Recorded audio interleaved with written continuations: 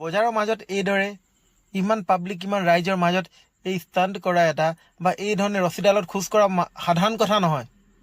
প্ৰশিক্ষণ প্ৰাপ্ত হ'লেও এই ধৰণে চবফালে মানুহৰ মাজত কৰাটো খুব কঠিন।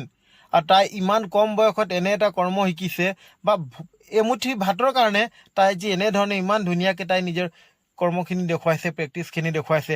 আমাৰ সন্তানক এইখিনি শিকাবলৈ আমি 3-4 বছৰ সময় লাগিব, তথাপিও এইদৰে পাৰফেক্ট কৰিব নোৱাৰে। আমি সকলোৱে নিজৰ বাল্যকাল পাৰ কৰিছোঁ, কিন্তু আমি দুখীয়া ঘৰৰ আছিলোঁ যদিও সকলো সমান্তৰাল নহয়, কোনোবা ধনী দুখীয়া, তথাপিও আমি এনেধৰণৰ কষ্ট বা এনেধৰণৰ যন্ত্ৰণা বা এনেধৰণৰ ভাতৰ মুঠিৰ কাৰণে আমি এনেধৰণে কেতিয়াও জীৱন সংগ্ৰাম কৰা নাই। আজি তাইৰ জীৱন সংগ্ৰামটো চাই আমি জাতি ধৰ্ম ভাষা নিৰ্বিশেষে তাইক আমি চেলুট কৰিব লাগিব। ছোৱালী এগৰাকী মৰাণত আহি আমাৰ সকলোৰে মাজত এই ধৰণে তাই নিজৰ টেলেণ্ট প্ৰকাশ কৰি সকলো মাজত আহি তাই মৰম বুটলিব পাৰিছে।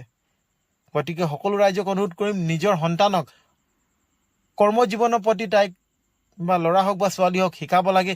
শিক্ষা দিয়াটোৱে আমাৰ মূল দায়িত্ব নহয় যে আমি স্কুলত পঠিয়াইছোঁ আমাৰ দায়িত্ব শেষ হৈছে। বহুত ধৰণৰ শিক্ষা থাকে, আমি সকলো দিশৰ পৰা সকলো কথা বুজাব লাগে। যে সেই ভিডিঅ'টো দেখুৱাই বুজাব লাগে যে তোমালোকৰ ল'ৰা ছোৱালী, তোমালোকৰ বয়সৰ ল'ৰা ছোৱালী, তোমালোকৰ এইজত তাই আজি ইমান কষ্ট কৰি আজি নিজৰ ভাতৰ মুঠি নিজে যোগাৰ কৰিব পাৰিছে। তোমালোকক আমি কোৱা নাই ভাতৰ মুঠি যোগাৰ কৰিবলৈ, কিন্তু এটলিষ্ট তোমালোকে পঢ়ি লিখি ভাল সুন্দৰ ব্যক্তি এজন হোৱা সমাজত। আৰু এই ধৰণে তাই যেতিয়া ইমান হাৰ্ডৱৰ্ক কৰিব পাৰিছে, ইমান হাৰ্ডৱৰ্ক নালাগে, তোমালোকে নিজৰ শাৰীৰিক ব্যায়ামৰ অনুযায়ী তোমালোকে নিজৰ কষ্ট কৰা আৰু কষ্টৰ ফল তোমালোকে বুটলা, যাতে তোমালোক এই ছোৱালীগৰাকীৰ তুলনাত তোমালোক পিছ পৰি নোযোৱা, তোমালোকে কিছু পৰিমাণ আগবাঢ়ি যোৱা। আজি এই ছোৱালীজনীৰ নাম মই সুধাত তাই ক'লে লখিমী। খুব ভাল লাগিল, সঁচাকৈ তাই লখিমী। তাইৰ নামটোৱে লখিমী নহয়, তাই সঁচাকৈ লখিমী।